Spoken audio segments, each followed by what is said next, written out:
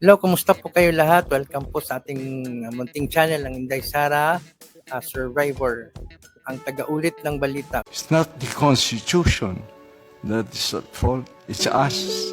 EDSA was not only about restoring democracy, it was the promise of a new social order to the poor. Every administration, Cory, Ramos, Arroyo, Estrada, all of them failed in the purpose having a new social order where the center of all programs is social justice. Article 13 of the Constitution.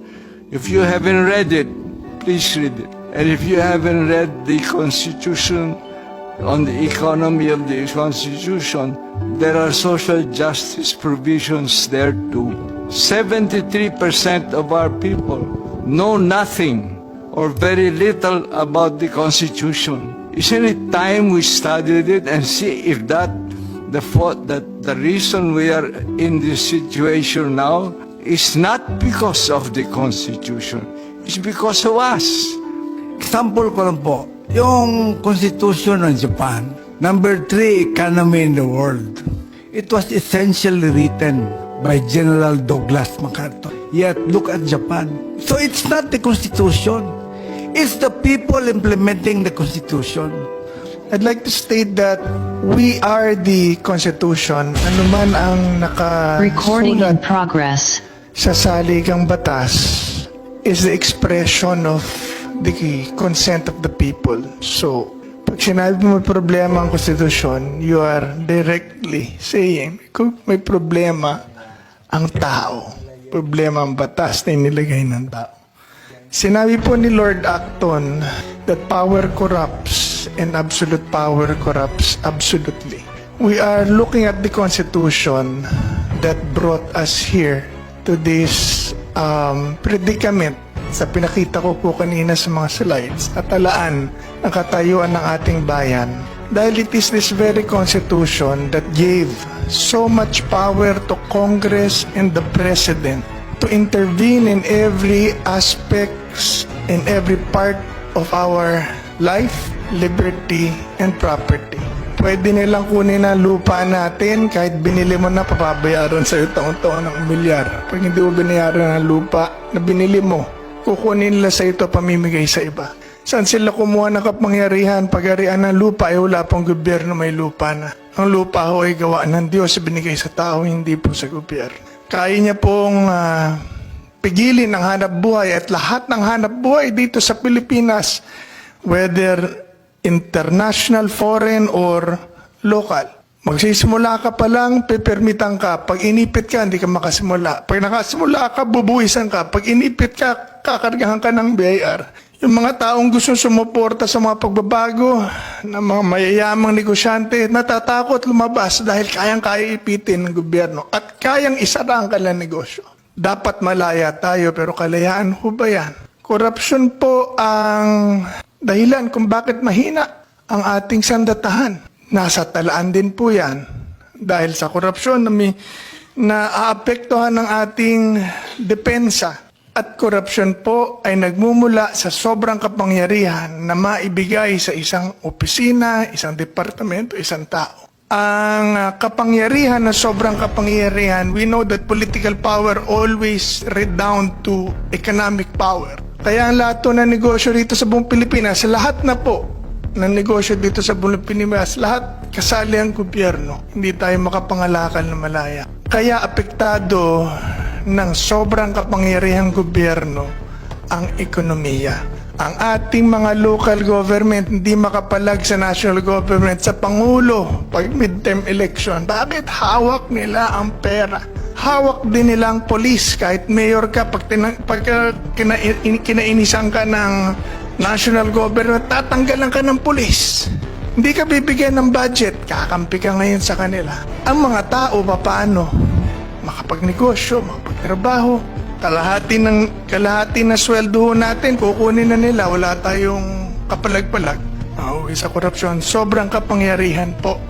Konstitusyon po ang nagbigay kapangyarihan sa gobyerno para panghamasukan ng mga karapatan at kapangyarihan niya na sana po ay nasa tao.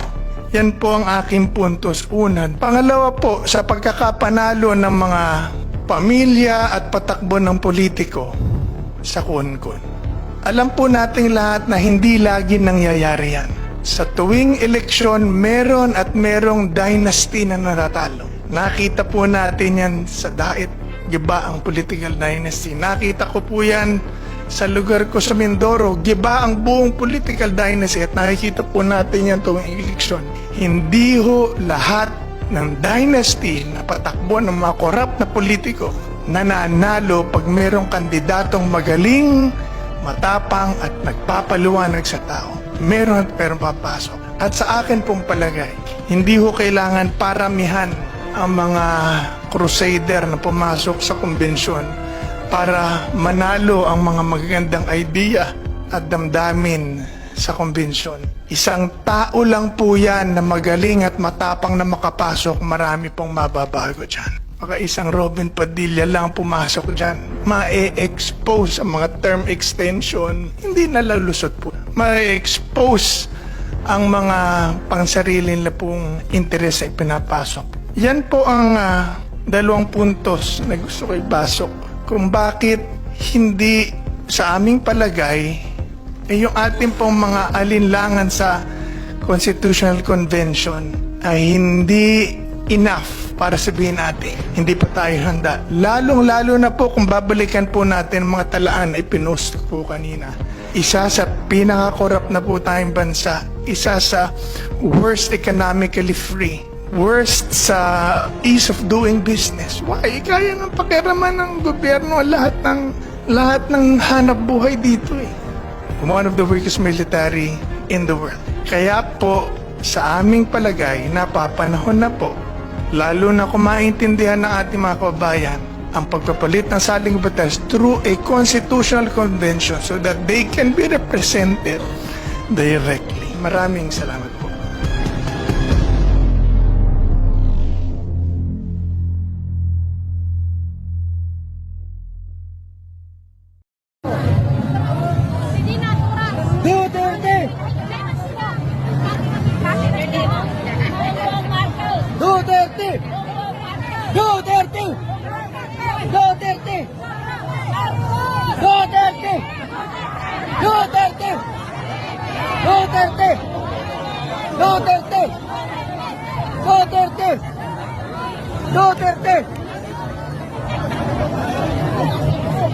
Oh, Duterte! Ayun! Duterte! Yeah! Duterte! Duterte kita. Oh. Dahil si BBM sa sulod, karon diri sa Carmen, pero Duterte ang sigaw sa mga tao. Duterte kayo. Oh. Tay! Isa mo lang na di atay. Awag ka kaila, wala ka kailihin. Okay, nakabandido. Duterte! Oh, Duterte! Duterte. Kadaghan mo din among Duterte. Oh. Duterte! Oh. Duterte! Oh! Good! Good, good, good. Oh, Duterte! Duterte! Duterte! Duterte! Ano na mo, Presidente? Duterte, di ba yung inyong matugan? Pinood ba? Oo. O, diba? Oo. Unay mo na mo ah. O, naka-vlog me, di yun me. Hindi mabugan. Anak, usulis. O, di ba yung pagpapulot na kurta ni? Masa mo ni, pasudlan ta. Linya, kapapulot ta. Oh! Asan?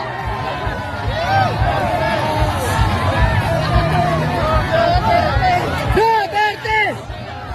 Tingnan ang Duterte niya!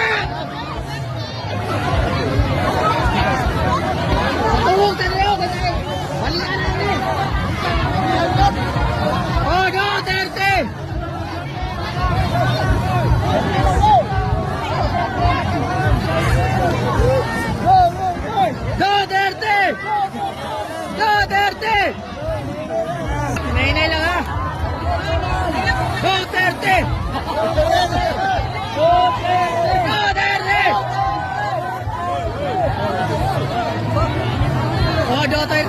Duterte. Duterte. Oh, Duterte ha.